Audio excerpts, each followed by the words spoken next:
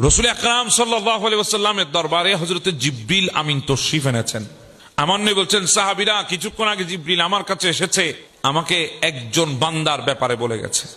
ওই বান্দাটা একটা পাহাড়ের চূড়ায় আছে। পাহাড়টা লম্বায় 30 গজ, উচ্চতায় 30 গজ। জিবরিল বলছে, ইয়া রাসূলুল্লাহ, ওই পাহাড়ের চতুর্পাশে পানি, ওখানে একজন বান্দা আছে। আমি যখন আপনার দরবারে আসি ইয়া রাসূল, ওই পাহাড়ের পাশ দিয়ে আসি, ওই মানুষটা এখনো আছে। ইয়া রাসূলুল্লাহ, ওই বান্দাটা আল্লাহর দরবারে ফরিয়াদ করেছিল, আল্লাহ আপনি আমাকে এমন একটা জায়গায় নিয়ে যান যেখানে আমি থাকবো আর আপনি থাকবেন, আমি আপনার ইবাদতে মগ্ন থাকবো। সুবহানাল্লাহ। এমন একটা জায়গায় আপনি আমাকে নিয়ে যান যেখানে আর কিছুই থাকবে না, না দুনিয়া, না পরিবার, না পরিজন, কিছুই না, শুধু আমি আপনার ইবাদত করব। আল্লাহ ওই বান্দার দোয়া কবুল করেছেন। নিয়ে গেছেন ওই বান্দাকে পাহাড়ের চূড়ার উপরে, নিয়ে গিয়ে ওই বান্দাকে ওখানে রেখেছেন। তো পাহাড়ের চূড়া, চারিদিকে যদি নদী হয়, নদীর পানি মিষ্টি না লবণাক্ত? নুনা পানি, চারিদিকে নুনা পানি। ইয়া রাসূলুল্লাহ, বান্দাটার কষ্ট হবে, এজন্য আল্লাহ মুহূর্তের মধ্যে পাহাড়ের গভীর ভেতর থেকে, ওই 30 গড়ের ছোট্ট পাহাড়ের ভেতর থেকে আল্লাহ একটা নহর জারি করে দিয়েছেন, মিষ্টি পানির নহর। ওই বান্দাটা খাবার কোথায় পাবে? পানি তো পাইছে, খাবার কই পাবে? আল্লাহ ওই বান্দা যখন আসরের সময় পাহাড় থেকে নেমে উজু বানানোর জন্য নদীর কিনারায় যখন নামে, আবার যখন উঠে, ওই রাস্তার মধ্যে আল্লাহ একটা ডালিম ফলের গাছ আল্লাহ রেখেছেন। ওখানে প্রত্যেক দিন আসরের সময় একটা ডালিম ওই বান্দার জন্য গাছের মধ্যে রেডি থাকে।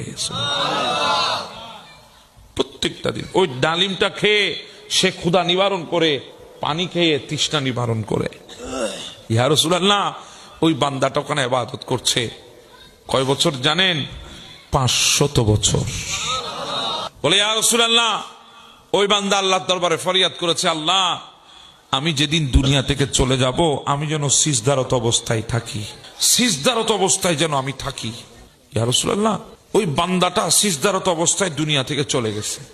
আল্লাহ তার দোয়া কবুল করেছে।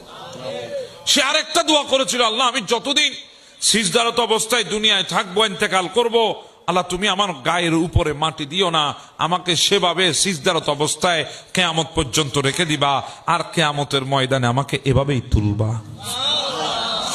ইবাদত করেছে কয় বছর? জিবরিল বলে, ইয়া রাসূলুল্লাহ, এখন ওই বান্দাটা আছে। আমি যখন আপনার দরবারে আজকেও আসছিলাম, আমি তখন ওই বান্দাকে দেখেছি, সে এখনো পাহাড়ের চূড়ার উপরে আছে।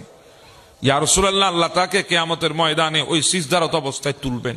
তোলার পরে আল্লাহ বলবেন, ও আমার ফেরেশতা, আমার বান্দার আমল ওজন দেওয়ার দরকার নাই, তাকে আমার দয়ার বিনিময়ে তোমরা জান্নাতে নিয়ে যাও। তো ওই বান্দা মনে মনে বলবে, ইবাদত তো 500 বছর আছে, দয়ার দরকার কি? নিজের হেরামে কিছু করতে পারিনি চাই। সে বলবে, আল্লাহ তুমি আমাকে তোমার দয়ায় জান্নাত দিও না, আমার ইবাদতের বিনিময়ে তুমি আমাকে জান্নাত দাও। এই কথা বলার পর আমার আল্লাহর কুদরতের চেহারা মলিন হবে। আমার আল্লাহ ডাক দিবে, ও আমার বান্দা, আমার দয়া ছাড়াই জান্নাতে যাবা? বলে, আল্লাহ হ্যাঁ, ইবাদত তো আছে 500 বছরের। আল্লাহ বলে, ফেরেশতা, ওই বান্দার 500 বছরের